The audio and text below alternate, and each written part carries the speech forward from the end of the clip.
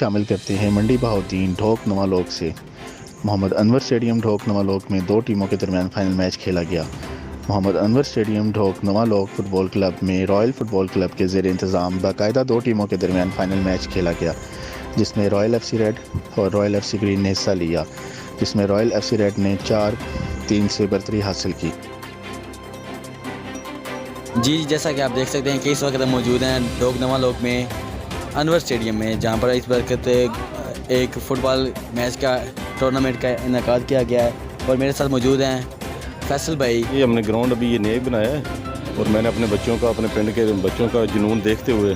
ماشاءاللہ وہی کچھ ہمت میری ہے، کچھ میرے ساتھ کچھ میرے اپنے دوست ملے ہیں، کچھ ان دوستوں کے ان بچوں کی اپنی ہمت ہے،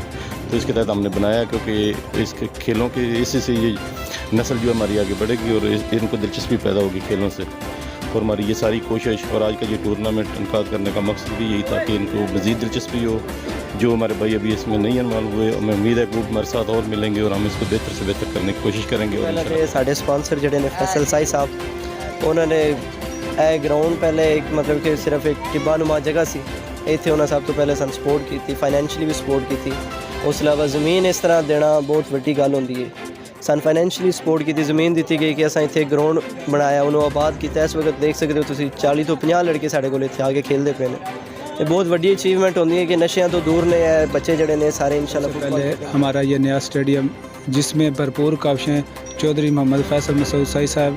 حال مقیم جرمنی، رئیس اعظم ڈھوک نوالوک سائیاں، ان کا تہہ دل سے شکریہ ادا کرتے ہیں جنہوں نے